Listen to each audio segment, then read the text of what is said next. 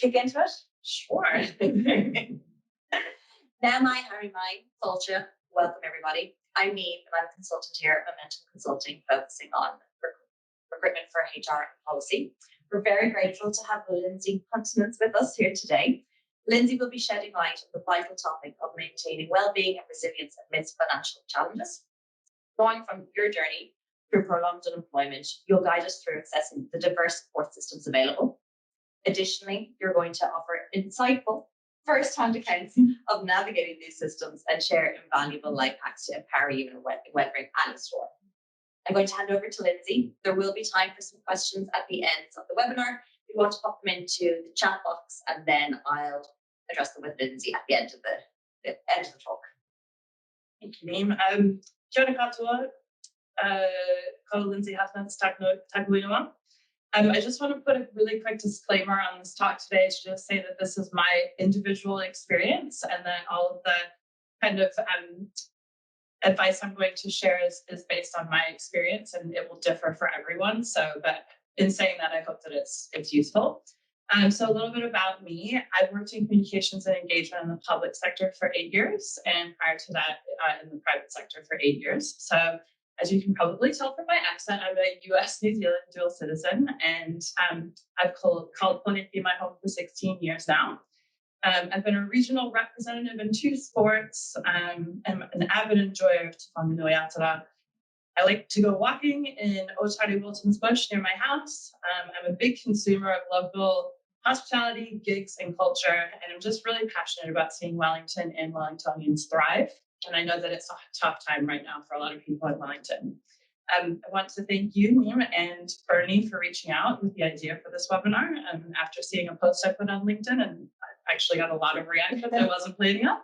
And to Momentum for supporting this, and to thank everyone online for taking the time out to join us today. So I'm doing this for a few reasons. First, to share my experiences, as I said, that might be useful for people who are or will soon face the circumstances that I've been going to for the past few months. So I finished up a fixed-term contract in mid-December, so we're now in May, and have not been able to secure employment yet, and that's not for a lack of trying. I've applied for more than 25 roles in the last 12 weeks, and I've landed a grand total of 3 interviews. So it's really a challenging time out there for public servants. I've never been in this position before, and probably I feel like a lot of people haven't. So I realized that a lot of people might benefit from hearing what it's really like to go through this stuff and not just, read it on a piece of paper or 100%. Yeah. But bigger picture, and perhaps like many of you, if you are public servants, I've worked in the context of the Living Standards Framework, which you'll probably be familiar with.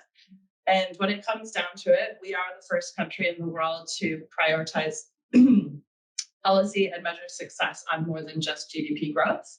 So all part of the well-being agenda that we've been working on for the last few years. And this concept has really been at the heart of my work for several years. So that's kind of why I'm here to talk about it in the context of well-being. Yeah. And finally, I'm here to remind everyone that there's no shame in seeking the support that's out there for you. We pay our taxes in part to ensure that there's a safety net for times like these. And I've talked to a lot of friends and colleagues who, like me initially, to be fair, wish they would have thought of getting support before burning through their savings or redundancy payouts and things like that. And, it happens faster than you'd think, at least it did to me. So I'm here to offer some ideas on what to think about and potentially, depending on your situation, get the ball rolling on now. Right. So Get into it. Let's get into it. So you're unemployed or may soon be.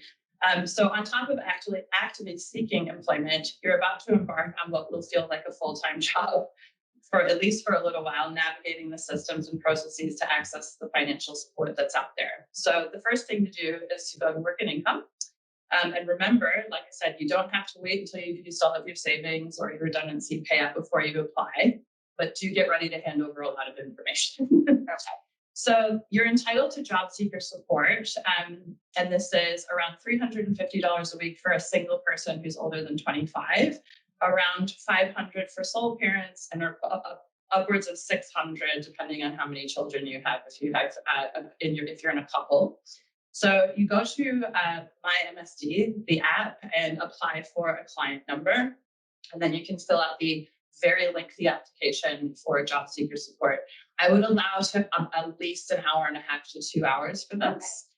Okay. So you'll need to upload into the app, so either a valid New Zealand driver's license or a passport, screenshots of your bank accounts, your mortgages, any other loan agreements and terms you have. For example, I have a car loan that's separate from my bank accounts. Your most recent rates invoice if you own your home. Any encroachment invoices. So I have a garage that I rent from the council effectively. So you have to take that into account. And any inland revenue documents related to things like child support, whether you pay it or receive it. Okay. So they basically want everything. And one thing that I found really challenging actually was right at the end, they take you to the inland revenue website. Sorry, not inland revenue, to the internal affairs website to verify your identity, and it does it through a camera. And it literally took 2 days for me to get this over the line. It was really difficult. I'm not entirely sure why, but allow for some time for that one. And so then you'll get an invite for your first face-to-face appointment at Work and Income. So I would block out that time because in my experience, there's pretty much always a queue, and a lot of prior appointments can run over. So just block out some time for that. Make sure to bring the ID you used in your application. I didn't do that, and I had to go back twice. And the interviewer person should mention that accommodation support may also be available to you under certain circumstances. So for individual homeowners like myself, this was about $100 a week. But you only qualify if you have less than $8,000 in savings in my circumstance. So, but it could differ for others. Also, very importantly, make sure to ask for your payments to be backdated from the initial contact date. So that's when you ask them for a client number, because it can take a couple of weeks for them to process everything, but you should get it backdated to the first day of contact. At this appointment, the application should be officially submitted, and they should notify you either there in person or shortly after by phone if it's been accepted. And if you're doing this anytime between now and October, if it is accepted, you should also automatically receive the winter energy payment, which is another $20 a week for individuals with no dependents, or $31 a week for couples and single parents. So every dollar helps. So next, you should be notified about and need to RSVP for a mandatory, and I mean mandatory, job seminar. So in order to continue to receive the benefit, you do have to go to the seminars, go to your face-to-face meetings, make sure that you're staying on top of your communication with MSD. I would say attend it, but don't expect too much from it. It's only about 15 minutes. It's very general. It's not really specific to any type of employment. It's very much just a few slides, but this is what we have on offer. So it's not done sector by sector. It's just for absolutely everybody. Yeah. So that at mine, I think the one that I went to, there was about 25 people there, all ages, all different kinds of. Okay. And then about a month after that, you will be inundated with communications about your first mandatory monthly client face-to-face meeting with your case manager. At this meeting, the case manager will basically just ask you what you've been doing in terms of applying for roles, how's it going. She was really supportive, really nice person. And she also let me know that there's other support available for temporary urgent costs. Okay. So if you have things that something's going to fall over in your house, or you really need a car and you can't pay to get your car fixed, you can apply for these things. It is a 9-page application form, and it does require you to provide receipts and invoices and things like that. So my advice, if you do one of these, I would just complete it as a PDF. You can use free PDF editing software that's available through Gmail or other online avenues. And then you can email it to the case manager and just attach photos of your quotes and receipts. And she gave me the tip, say in the subject line how urgent it is, because that's how she prioritizes the emails in her inbox. So if it's really urgent, say it's really urgent. Don't be shy about it. Yeah, exactly. So right now you've got your working income payments in place, and this is the time when I thought, okay, it's really time to look at my weekly outgoings versus my savings and how long I can manage without additional income. Yeah. And surprise, surprise, I recognized quickly that I was going to need to see what support my bank had to offer. Yeah. So this is when we start talking about the misnomer in my mind, the mortgage holidays. So the first thing to know about this is it's not a holiday. You're not going to rah-rah when you don't pay your mortgage. It's basically a partial or complete payment deferral period. And it comes with penalties. So this is obviously just for homeowners. So my bank offers either 3 months of complete suspension or 6 months of paying the interest only on the mortgage. And if you're not already on the minimum payments, adjust it down to the minimum payments before you start this process.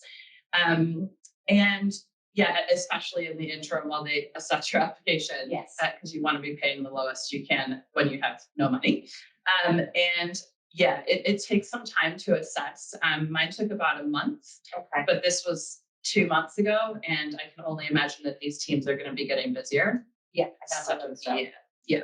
So I took the 3-month option, which means when the deferral period is over, my payments will not only recommence, but they will increase significantly. And the term of my mortgage has been pushed out by about 12 months.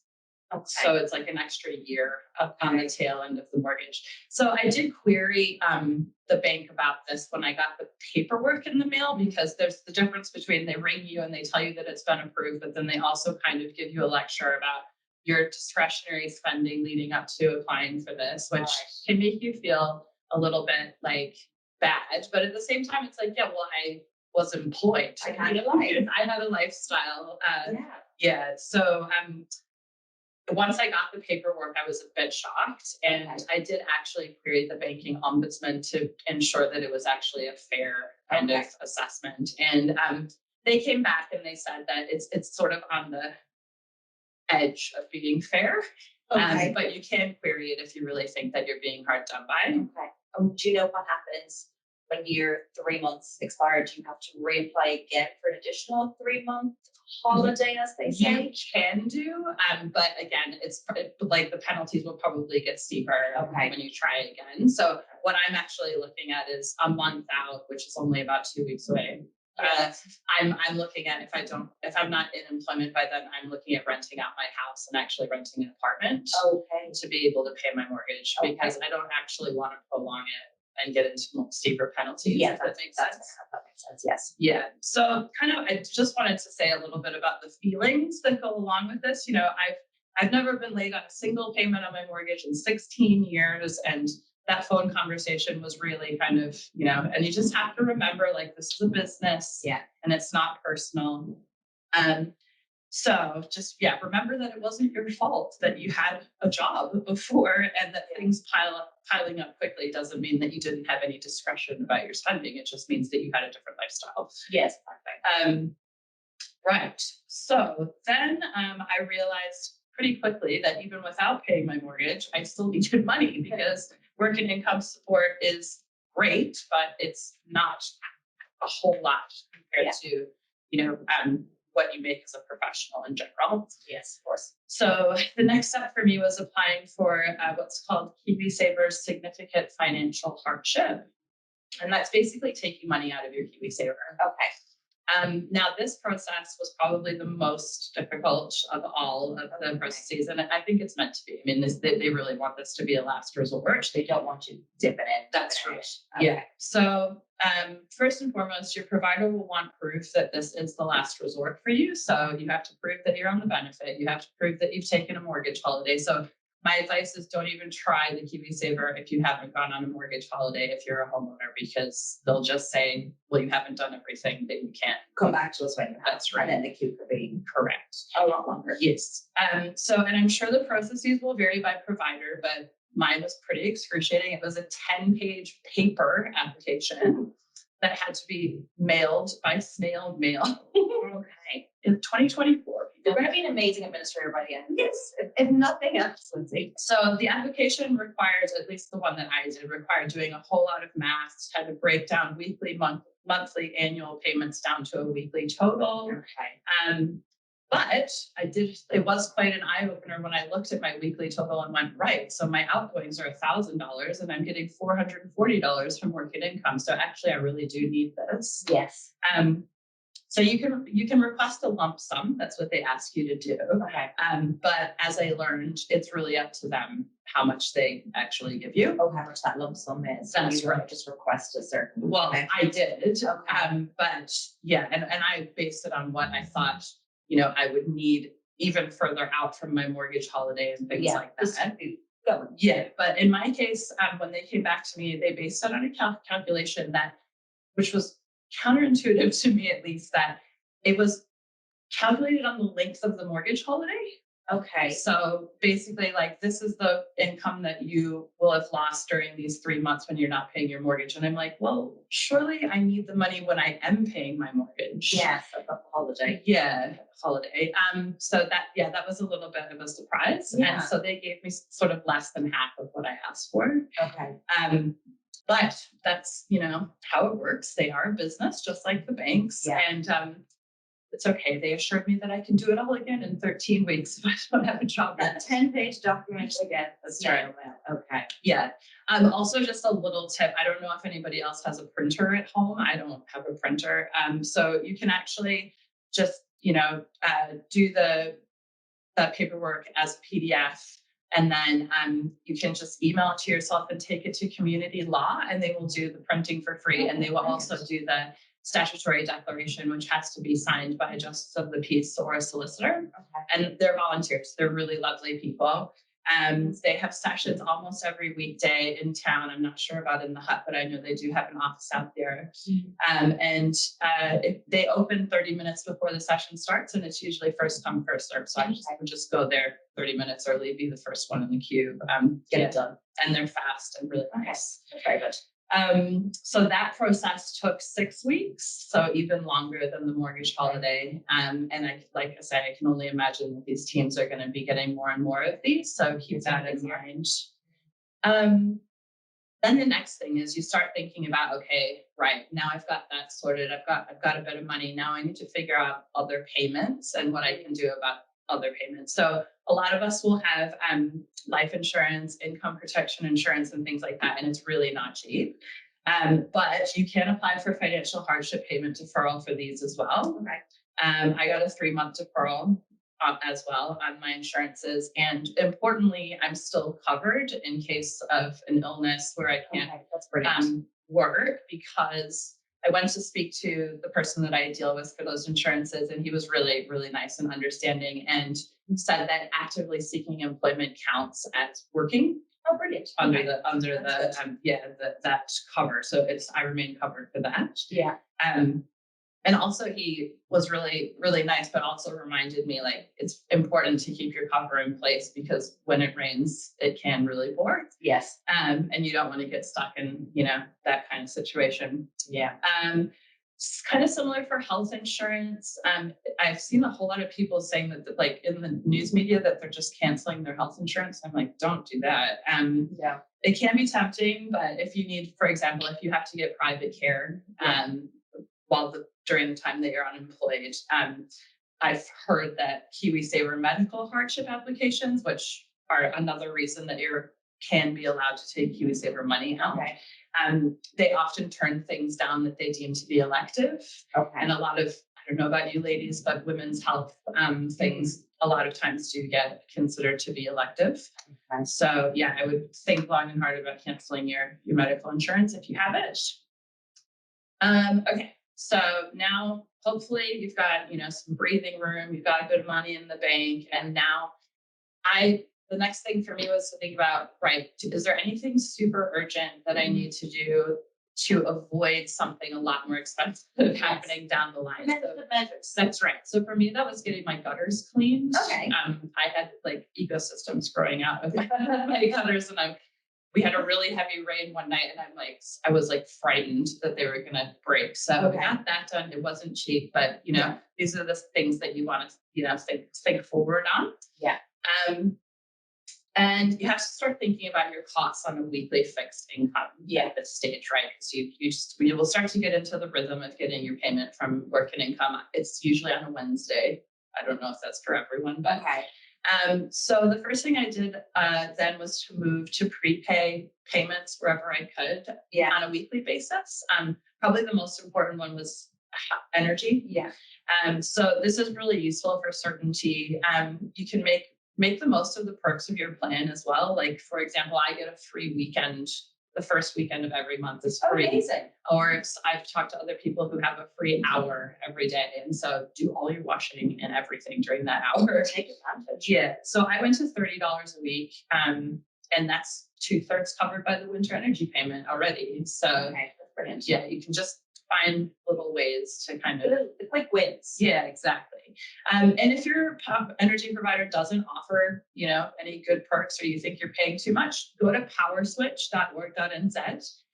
All you have to do is enter a meter reading, some basic info about your home, and it will tell you the cheapest one available to you. And you can switch over literally by filling out a form. They do it for you. You don't have to go even talk to your energy provider. They'll switch it for you. And sometimes even if you threaten to switch, your current energy provider will be like, no, we don't want to let's lose find you. a discount for you. Oh, look, we found this discount, specially tailored for you. You're like, didn't have to look that hard, did we? That's right. Yeah. Also, look at what your energy provider offers in terms of like customer support. So mine has a customer well-being team. Oh, no idea that was even a thing. And they were great. They talked me through buying these prepaid discount packs. Yeah. And, setting up the weekly payments. They gave me some free credits because they were a nice person on the phone, and I had my chat with them. And I also got through them a Sustainability Trust Healthy Home Assessment. Oh, brilliant. So this was a person it takes about an hour and a half, and you have to be home. But basically, they go through your home and look at things that could make it more energy efficient, warmer, drier, etc. And I found out that there's a $1,600 subsidy for people on low income. So if you have a community services card, which I'll talk about in a minute. Yeah. So this allowed me to get a ground vapor barrier installed underneath my house to make it drier. Some firewood. Yeah, it's pretty great. Right. So that's kind of all of the financially stuff. But the thing that I'm really most passionate about getting across today is that you're still allowed to have and do nice things during this time. It can be really easy to just like retreat into your home, get depressed, panicked about your situation. But remember, there are like so many ways to stay socially connected that are low cost or even free. Excuse me, a few people I've spoken to actually have decided to cancel their streaming services temporarily so that they can prioritize going out for meals occasionally. So there are sort of trade-offs that you can do to make sure that you don't, just get stuck at home in a rut. Yes. But in saying that, once you're on the benefit for a week or two, you'll get a community services card. I cannot tell you how many perks this thing actually can get you that a lot of people don't know about. So for the first one is emergency dental care. So dental care in this country, as everyone will know, is really expensive. And it's free with the community services card. And also some medical stuff as well. So I had an ultrasound and there was like a portion of the bill that ACC didn't cover. Gave them community services card, $0. Just like waived it on the spot. So make sure you bring it with you. Have it on your person. Exactly. Like your phone. Always with you. But also, if you can also register it on your Snapper card, and that immediately gets you like a 65% discount on public transport. So, like for example, I got a train from Upper Hutt to Wellington last weekend for $2. It's normally like $10. That's for nothing. Yeah. And also, if you have a gym membership, which, as we all know, can be really expensive and underused, you can get a leisure card. At least in Wellington, I'm sure there's other other kind of services that are similar outside of Wellington. But in Wellington, you can get a leisure card. And what that means is you can go through an application process, you give them your community services number, takes a few days.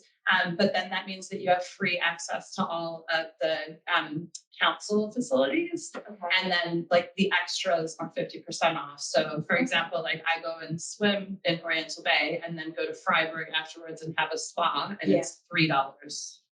Cheapest spa you're going to get. That's right. And then you can have a shower there and get dressed and everything. Yeah. So yeah, there's just little things like that with the community services card that are great.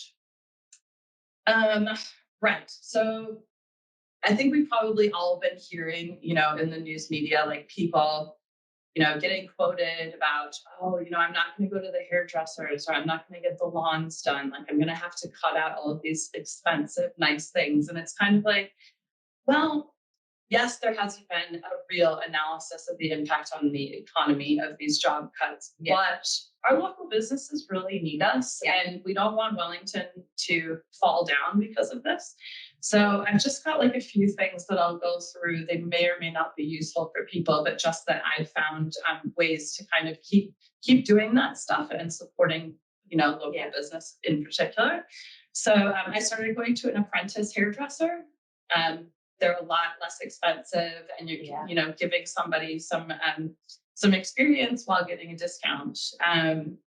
And I switched from a franchised lawn service who did my lawns to just, I had a grad student put a flyer in my letterbox, was looking for some extra cash. I've switched to him, but also student job search is a really great option for things like that if you're looking for, if you're like me and don't know how to do all that stuff by yourself. And then in terms of social stuff, you know, it can be really daunting to go out for dinner with all of your friends who are employed and stuff without feeling like the FOMO. And surely I've turned down invitations to do a lot of stuff that I normally would have been totally up for. But with other friends, you know, we've kind of agreed, like, we'll go somewhere that has BYO, and or we'll go somewhere that does first table, which if you're not aware of is like the first table of the evening is 50% off your meal. So yeah, there are things like that. And also just look at like the daily deals in Wellington website, and you know, there's lots of stuff on there about like half price or 2-for-1 meals or whatever. You can also use this time to get creative, to live kind of more healthily and sustainably. I don't mean to sound preachy at all, but it's true. So I cut a massive amount out of my grocery expenses by subscribing to a Wonky Box. But there are other ones out there. It's basically a fruit and vegetable box. Wonky Box is a Wellington locally owned company, but they're now nationwide. It is a 15 kg box, the medium size one that I get fortnightly. You can also get it weekly, depending on the size of your fauna. And it's $34 for 15 kgs of fruit and vegetables. Very good. It's massive compared to what you're going to pay in the supermarket. So, but it also, like, you have time on your hands, probably. You get to seek out new recipes. You know, it's not like my food bag or anything that has all the packaging and stuff. It's just a cardboard box. So you avoid the packaging, the food waste, and all of that is like a huge contributor to global emissions. And it's a way to be more sustainable. And I don't know if you watched the Netflix special the other week that was like the #1 trending one about gut health. But you're meant to eat between 20 and 30 different kinds of fruit and vegetables every week to maintain healthy gut diversity. I don't even think I could name 20 to 30. It sounds crazy, right? That's a lot. But I guess it's now understood from watching this documentary that like gut health is more and more understood to be a really key factor in like preventing illness. Okay. So, you know, keeps you healthy, then you don't have to go to pay for the doctor. And then, the last thing is that I've given up really buying new clothes for the most part. So I took the time during this time while I had time on my hands to do a massive cull of my closet and really get rid of anything that's not for a very special occasion that I have not worn in 12 months. Seems to be a rule of thumb. So I took the stuff that was kind of labels or, you know, nice stuff that I just didn't wear, and consigned with Honor and Recycle Boutique. Honor's got 3 locations now, I think, and they're more sort of labels, whereas Recycle Boutique's a little bit more trendy. And if they don't sell within 8 weeks, they basically just donate them to Dress for Success, which is really awesome for women who are doing it harder than I am, to be honest. So, and I donated a bunch of stuff to Mary Potter Hospice and Salvation Army shops as well. And that's just kind of like recognizing, that this situation is hard, but it's definitely not as hard as what a lot of other people are going through, Yeah. So you get credits from those shops where you can get the cash back. I think you get half of what they sell it for. Okay. But the credits are actually a way to go and get a new item without buying new clothes. Without the guilt. Yeah. But sometimes you just want to buy something. Yeah. But 100%. you don't want to spend a huge amount of money that if you could just go into an op shop and go, I got myself a new hat or something for the house. You kind of like that feeling of I need to buy something. Yes, exactly. Yeah. It's PlayStation. Yeah. And it gives you that the hit adrenaline, not adrenaline. The endorphins. Yes, endorphin hit. There you go. Okay, so I'm going to wrap up there, but just wanted to say, remember that your well-being is your full-time job at this time, and you're really not alone. Of course, you need to be looking at your Seek feed, your LinkedIn notifications, keep pumping out the applications, and really do try to tailor your CV and cover letter to every single one, even though it's really annoying. But that is the way to make yourself stand out. I'm sure that's pretty stock standard advice. In my experience, it's really taking several weeks to hear back about every single role. And I think that's because there are just so many applicants at the moment. So, it's okay to be, a little bit frustrated, a little bit unmotivated sometimes. Give yourself a break. Your LinkedIn feed also at the moment might feel like an echo chamber of like, what can feel a little bit patronizing messages of support, but those people are really just trying to have compassion, and it's okay to not look at your LinkedIn for a while if it's making you feel the feels. Yeah. And 100% go for coffee with recruiters, go to the meetups and events. Wellington Pathfinders Network is one that's been set up. And in those arenas, don't be ashamed to share, your challenges. Be honest about what you're anxious about, and because this is actually useful to others who are also struggling and can identify. Very much so. And my last tip is make time every day to disconnect from your phone.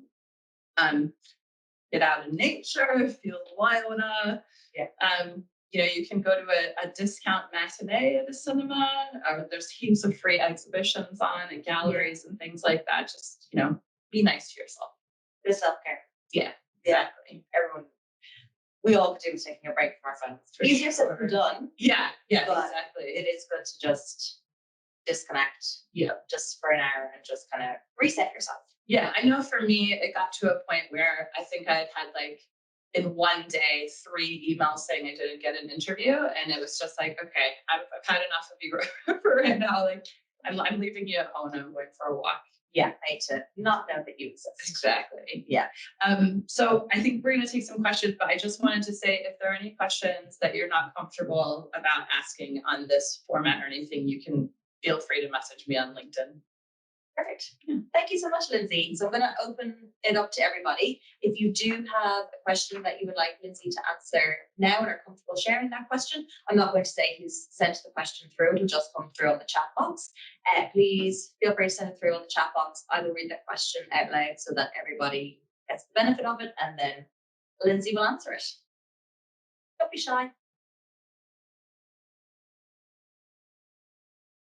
Okay. First question is, rates are a big outgoing. Is there any mechanism to get a rebate to reduce those costs? I have heard about rates rebates. I think I haven't actually approached the council about it, and I'm not entirely sure how it works. But my advice there would actually just be get in touch with the council directly. I have a specific transfer system where every time I get a payment from Work and Income, I get some put directly into that account that pays for my rates, so that I know that I'm covered when I get to when they're due. I pay them quarterly. But yeah, there's lots of different ways that you can set up. Just make sure that you are at least putting some money inside for the rates. Oh, it looks like somebody may have just put a link to how you can do that. Oh, okay, perfect. Next question is, are there any apps or tools that you can recommend for managing budgets, etc.? Um, I haven't really used any, no.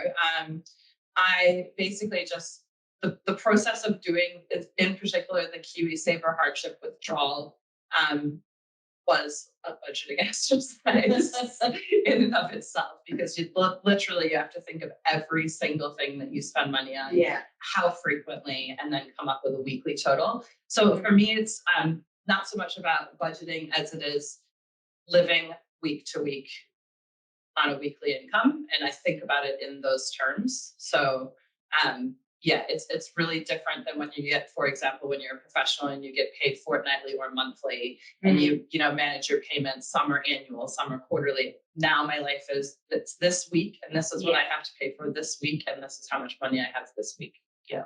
Perfect. This isn't a question, but thank you so much, Lindsay. So insightful, although slightly terrifying, staring down the barrel of redundancy. Thank you for giving up your time to share. Oh, 100%. Yeah, really, I'm not a coach. I'm not a life coach. This is literally just my experience, and I hope that it's been useful. Perfect. And it's a comment rather than a question. There is a veg glut at the moment. The Newtown market has some great deals last weekend. So anyone who lives near Newtown? Excellent. Newtown market. Someone missed the first start of the start of the webinar. Could you please repeat a bit about how much you had in savings when applying to MSD?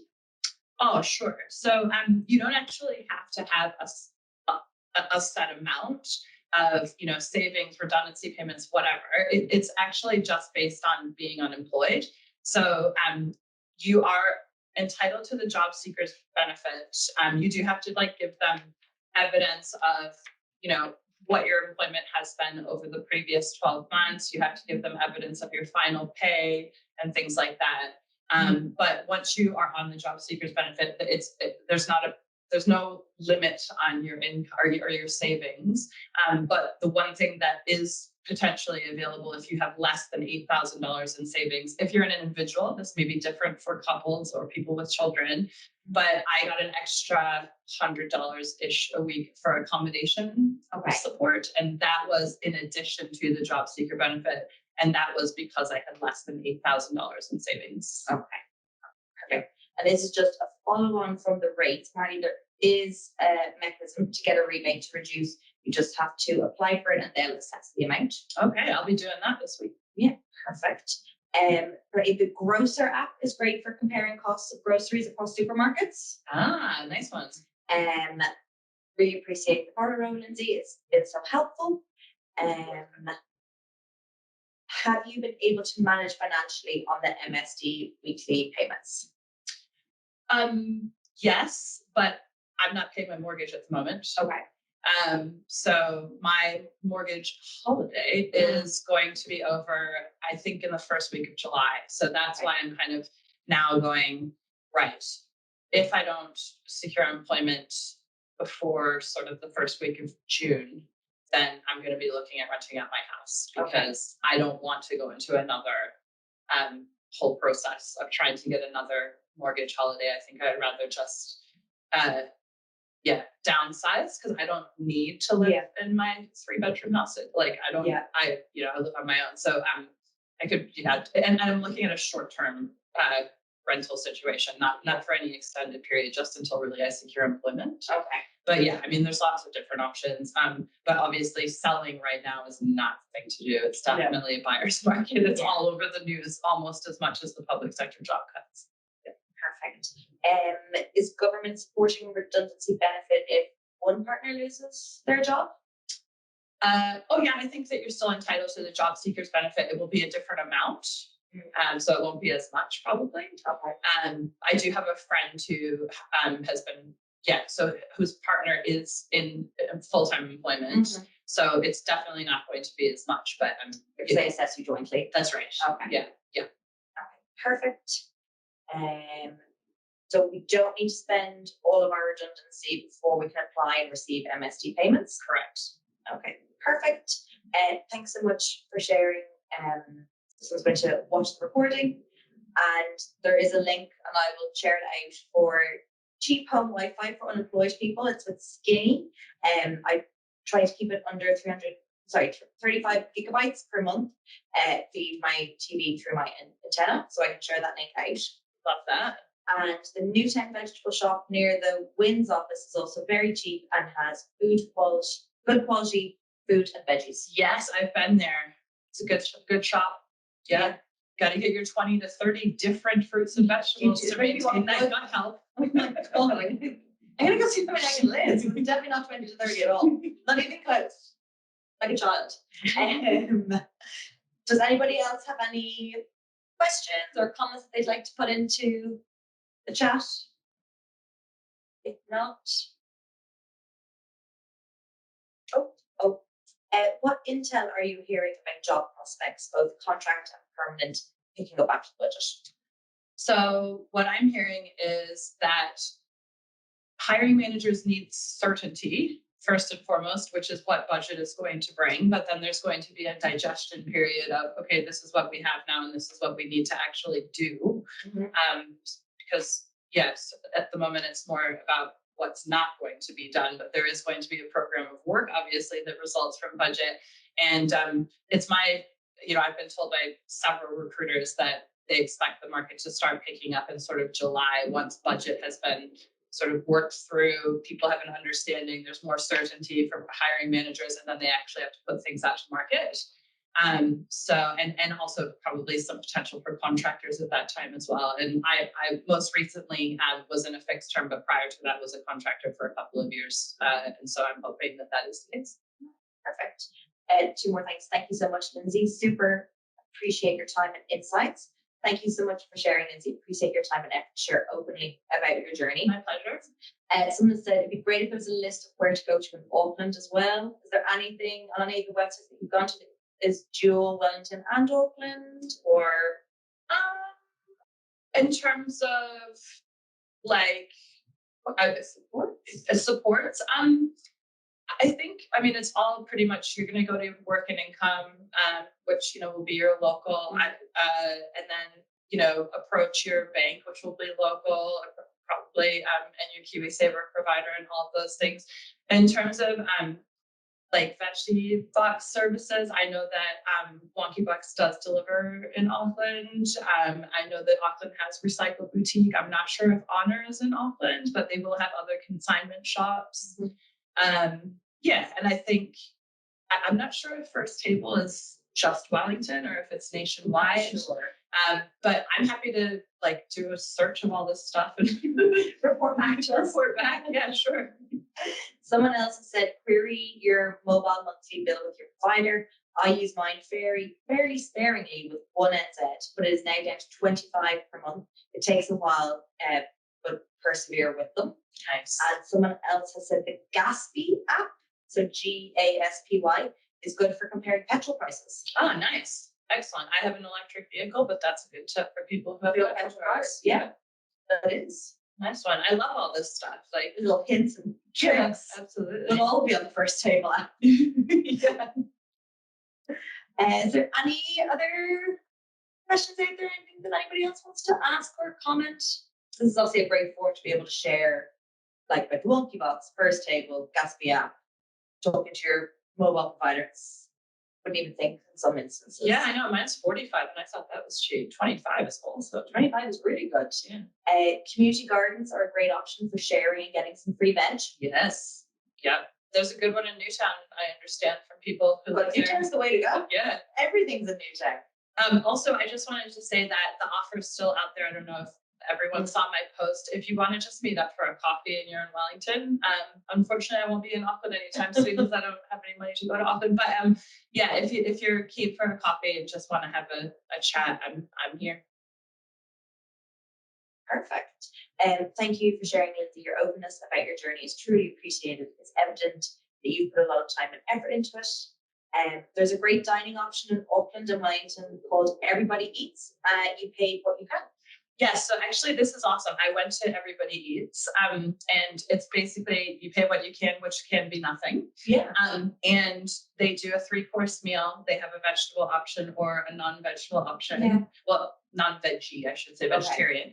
Okay. And when the server came over to talk to us, they asked, do you understand the concept behind this? And we're kind of like, yeah, it's about saving food waste and stuff because all of their food is donated from supermarkets. Okay. But the other thing that I loved that the server said was it's also about social inclusion for people who can't afford to go out to eat, to give them the opportunity to come and have this experience, which I think is awesome. That's great. Oh my God, that's amazing. Yeah.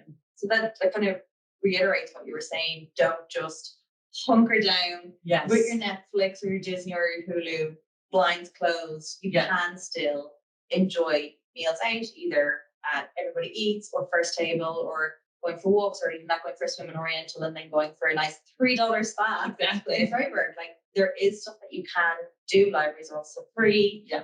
So it's definitely about minding your well-being and your mental well-being. Yeah, and also if you have a library card, they have a free streaming service. I think it's called Canapé, which has a lot of really good, in particular, documentaries, which is my genre. So Okay, perfect. And then $19 Spark prepay, talk, text, and data. So there's $19. We started at 25 and now we're down to 19. This is like a contest. It is. It's like a betting. I'm like, right, what's next? How low can we go? Check out Foodprint. It is a discounted cafe bakery food that doesn't sell by use by date. All right. Okay. Yeah, and I know 6s and 7s on Taranaki Street after 2 o'clock, they'll do half price on whatever baked goods they have left in their counter. Nice. They have a good selection of donuts and croissants, like all the delicious. If you need a little treat. Yeah, everybody needs a treat. Oh, 100%. Foodprint app. Thank you, Paula.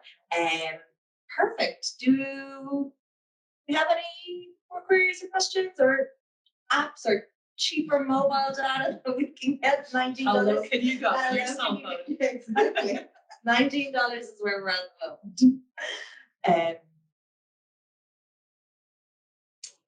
No, nothing's coming through now. Well, it looks like the sun's come out, so hopefully everybody can get out and get some of that. Yeah, free vitamin D. Perfect. If any more questions come in, I will share them with you then. Sure. So we can answer them. You can also compare energy companies. Yeah, Power Switch. That's the one I was talking about. Yeah. And they are awesome because they tell you, which one's the cheapest, or they give you some other options. And then if you want to switch, they do it for you. You don't have to call your provider and get it switched over or anything like that. It's great. Especially if you've already been grilled by the bank and all the other companies about your spending that you just go, I don't want to deal with my energy provider now anymore. I'm just going to switch back away into the darkness. Yeah. You never need to see me again. Yeah. Perfect. Brilliant. Well, Lindsay, thank you so much for taking your time to speak with us and for speaking so openly and candidly with everybody. I know there will be some hints and tricks that everyone can take away. Definitely through all the apps and everybody will be at Everybody Eats. One last thank you so much for sharing what you've learned. Really appreciate it. Good luck with your search, Lindsay. Jonah, thank you. Thank you everybody very much for attending. Hopefully you've all managed to take some hints and tricks and quick wins away. This is recorded and it is going to go live on the company website over the next few days once I figure out technologically how that happens. But thank you so much. And if you do have any follow-up questions that you did want to share in the group, please do contact Lindsay directly or come through any of us at the Momentum team. And if you need any support or anything, we are all here for each other. But enjoy the rest of your day and talk to you soon. Take care. Bye. Yeah.